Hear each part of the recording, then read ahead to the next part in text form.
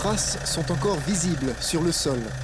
Le professeur de lettres et d'histoire de ce lycée de Saint-Laurent a reçu un coup de couteau dans le bras en sortant du parking du lycée. En réponse, les collègues usent de leur droit de retrait. Ils reçoivent le soutien d'enseignants d'autres établissements. Le sentiment d'insécurité touche toute la commune. Nous, ici, on est touché énormément par un phénomène d'absentéisme qui a été aggravé par la crise du Covid-19. On a une population de jeunes qui est en déshérence dans les rues et on ne fait rien. Donc, il y a un moment donné, les drames arrivent et on y est là. Donc, nous, on réagit. On ne supporte pas ça. On veut qu'il y ait vraiment une table ronde autour de la situation de Saint-Laurent et qu'on réagisse, on prenne les décisions qu'il faut. Par exemple, il n'y a personne pour faire la circulation dans la rue. On demande tous les matins à 2000 personnes de venir ici. Et il n'y a personne pour faire la circulation. Les élèves sont les premiers impactés par ces tensions. En l'espace de 2 semaines, certains ont constaté au moins 3 agressions aux abords du lycée. Jeudi, il y a une bande d'élèves qui sont venus. Ils ont essayé de se battre avec le proviseur adjoint.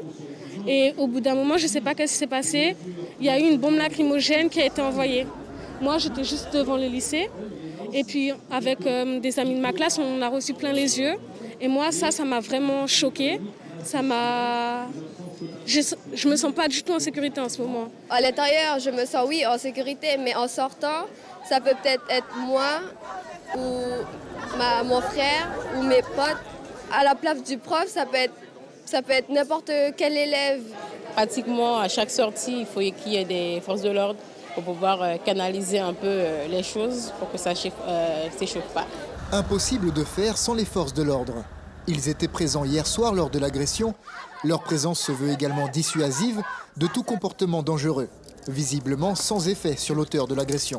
Nous leur avons signifié qu'il y avait effectivement une montée significative de la violence, notamment autour des fêtes de fin d'année.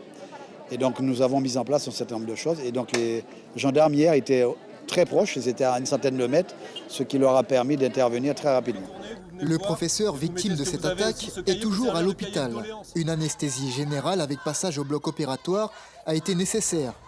La marche de soutien des collègues, du lycée jusqu'à la sous-préfecture, n'aura pas permis un entretien ce jour avec le sous-préfet. La rencontre aura lieu demain à 10h30.